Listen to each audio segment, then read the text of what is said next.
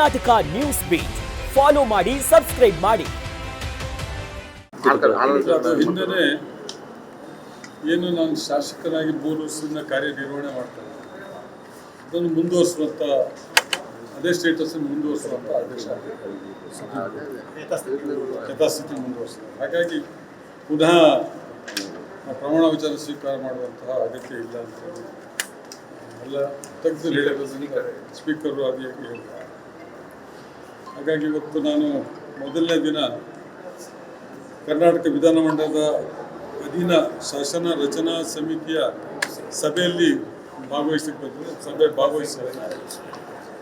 ಹಾಗೆಯೇ ಕಾರ್ಯದರ್ಶಿಗಳು ನನಗೆ ನನ್ನ ಹೆಸರು ಮತ್ತು ಪತ್ರನೂ ಕೂಡ ಕಳಿಸಿದ್ದಾರೆ. ಹಾಗಾಗಿ ಸಮಿತಿ ಸಭೆಗೆ ಹಾಜರಾಗಿದೆ. ಸರಿಗೆ ಈಗ 21ನೇ ತಾರೀಕು ಮತ್ತೆ ಮರು ವಿಚಾರಣೆ ಇದೆ. ನಿಮಗೆ ಮತ್ತೆ ವಿಶ್ವಾಸ ಇದೆಯಾ ನಿಮ್ಮ ವಾದವನ್ನು ಆಲಿಸುತ್ತೆ? ಸುಪ್ರೀಂ ಕೋರ್ಟಿಗೆ ಅದರದ್ದೇ ಆದಂಥ ಒಂದು ರೀತಿ ನಿಯಮಗಳಿದ್ದಾವೆ. ಆ ನಿಯಮಗಳ ಪ್ರಕಾರ ಚರ್ಚೆದು ಏನು ಅದು ನಮ್ಮ ಅಹವಾಲುಗಳನ್ನ ಮತ್ತು ವಿರೋಧಿಗಳ ಅಹವಾಲುಗಳನ್ನ ಆಲಿಸಿ ಸುಪ್ರೀಂ ಕೋರ್ಟ್ ಏನು ತೀರ್ಪು ಕೊಡ್ತದೆ ಅದಕ್ಕೆ ಬದ್ಧರಾಗಬೇಕಾಗ್ತದೆ ನಾವೆಲ್ಲರೂ.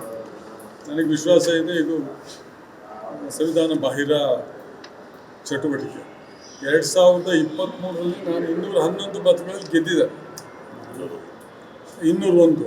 ಸುಪ್ರೀಂ ಕೋರ್ಟು ಸ್ಪಷ್ಟವಾಗಿ, ಹೈಕೋರ್ಟ್ ಸ್ಪಷ್ಟವಾಗಿ ಹೇಳಿತ್ತು, ಏನು ರಿಜೆಕ್ಟೆಡ್ ಪೋಸ್ಟಲ್ ಬ್ಯಾಲೆಟ್ಸ್ ಇತ್ತು ಅವ್ರ ಅಪೀಲು ಕೂಡ ಅದನ್ನು ಯಾರು ಕ್ಲೈಮ್ ಮಾಡ್ತಾ ಇದ್ದಾರೆ, ಜೀವರಾಜ್ರವರ ಅಪೀಲು ಕೂಡ ಅದೇ ಇತ್ತು. ಅಲ್ಲಿ ನನಗೆ ಲೋಪ ಆಗಿದೆ ಅಂತ 279 ಮತಗಳನ್ನು ಪುನರ್ ಪರಿಶೀಲನೆ ಮಾಡಿ ಅದರಲ್ಲಿ ಏನಾದರೂ ವ್ಯತ್ಯಾಸಗಳು ಬಂದು ವ್ಯಾಲಿಡ್ ವೋಟ್ಸ್ ಬಂದರೆ ಅದನ್ನು ಹಿಂದೆ ವ್ಯಾಲಿಡ್ ಆದಂಥ ವೋಟ್ಗಳಿಗೆ ಸೇರಿಸಿ ಕೌಂಟ್ ಮಾಡೋವಂಥ ಆದೇಶ ಇತ್ತು.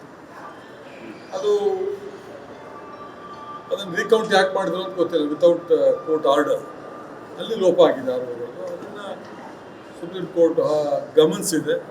ಅದಾದಮೇಲೆ ತಡೆಯಾಜ್ಞೆ ನೀಡಿದೆ ನನಗೆ, ಮತ್ತು ನಾನು ಹಿಂದೆ ಇದ್ದಂಥ ಶಾಸಕತ್ವವನ್ನು ರಿಸ್ಟೋರ್ ಮಾಡಿಕೊಟ್ಟಿದ್ದೆ.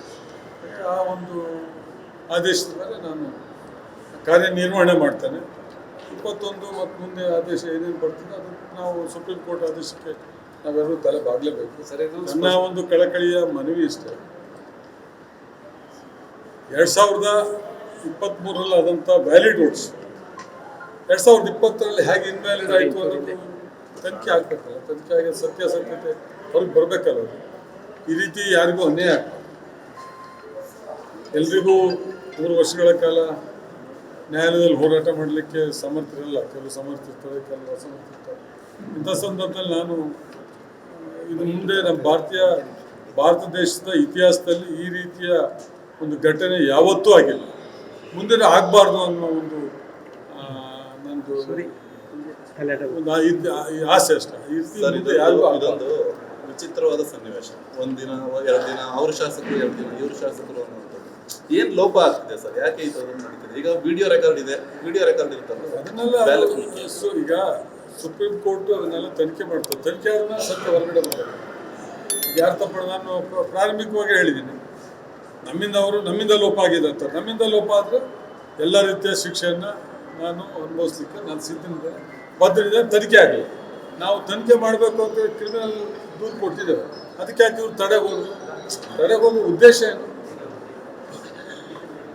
ಹಾಗಾಗಿ ಯಾರು ತಪ್ಪು ಮಾಡಿದ್ದಾರೆ ಅಂತ ಹೊರಗೆ ಬಂದರೆ ಸತ್ಯ ಗೊತ್ತಾಗುತ್ತೆ. ನಾನು ಅದಕ್ಕೆ ಸತ್ಯಮೇವ ಜಯತೆ ಅನ್ನೋ ಒಂದು ಇದ್ರ ಮೇಲೆ ವಿಶ್ವಾಸ, ನಂಬಿಕೆ ಇಟ್ಟು ನನ್ನ ಹೋರಾಟನ ನಾನು ಸರ್ವೋಚ್ಚ ನ್ಯಾಯಾಲಯದಲ್ಲಿ ಈಗಾಗಲೇ ಮನವಿ ಸಲ್ಲಿಸಿದೆ. ಅದು ಅಲ್ಲಿ ಚರ್ಚೆಗಳು ನಡೀತವೆ. ಅಂತಿಮವಾಗಿ ಅದು ಆದೇಶಕ್ಕೆ ನಾವೆಲ್ಲರೂ ತಲೆಬಾಗ್ತದೆ, ಸತ್ಯ ಹೊರಗೆ ಬರ್ತದೆ ಅನ್ನುವ ಸಂಪೂರ್ಣ ವಿಶ್ವಾಸ ಇದೆ. ಮತ್ತೊಮ್ಮೆ ಹೇಳ್ತೀನಿ, ಈ ರೀತಿಯ ಘಟನೆಗಳು ರಾಜಕೀಯ ಇತಿಹಾಸದಲ್ಲಿ ಹಿಂದೆ ಯಾವತ್ತೂ ಆಗಿಲ್ಲ. ಈ ರೀತಿ ಇಂಥ ಒಂದು ಊಹೆ ಮಾಡೋಕ್ಕೂ ಆಗೋದಿಲ್ಲ. ವ್ಯಾಲಿಡ್ ವೋಟ್ಸನ್ನು ಇನ್ವ್ಯಾಲಿಡ್ ಮಾಡ್ತಾರೆ ಅಂದರೆ ಅದು ಎಲ್ಲಿ ಹೋದರು, ಯಾಕೆ ಮಾಡಿದ್ರು, ಯಾರು ಮಾಡಿದ್ರು ಅದೆಲ್ಲ ತನಿಖೆ ಆಗಬೇಕು. ತನಿಖೆ ಆದಮೇಲೆ ಸತ್ಯಾಸತ್ಯ ಹೊರಗೆ ಬರ್ತದೆ. ಮುಂದೆ ಈ ರೀತಿ ಆಗೋದಿಲ್ಲ. ಈ ರೀತಿ ಕೋರ್ಟ್ಗಳು ಕಠಿಣ ನಿರ್ಧಾರಗಳು ತಗೊಂಡ್ಬಿಟ್ರೆ ಜನ ಭಯ ಬೀಳ್ತಾರೆ. ಅವರಿಗೆ ಪನಿಷ್ಮೆಂಟ್ ಆಗಬೇಕಲ್ಲ.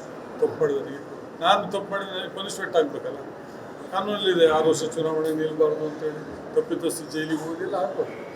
ನಾನು ಮಾಡಿದ್ದು ನಾನು ರೆಡಿ ಅಷ್ಟೇ. ನಾನು ನ್ಯಾಯ ಸಿಗಲಿ, ಎಲ್ರಿಗೂ ಒಳ್ಳೆಯದಾಗಲಿ. ಮುಂದೆ ಈ ರೀತಿ ಆಗದಲ್ಲೇ ಇರೋ ರೀತಿ ಒಂದು ಶಾಶ್ವತ ಪರಿಹಾರ ಸಿಕ್ಕಲಿ ಅಂತ ಮಾತನ್ನು ಮಾತ್ರ ಈ ಸಂದರ್ಭ ತಮ್ಮ ಮುಂದೆ ಹೇಳಲಿಕ್ಕೆ ಬಯಸ್ತೇನೆ.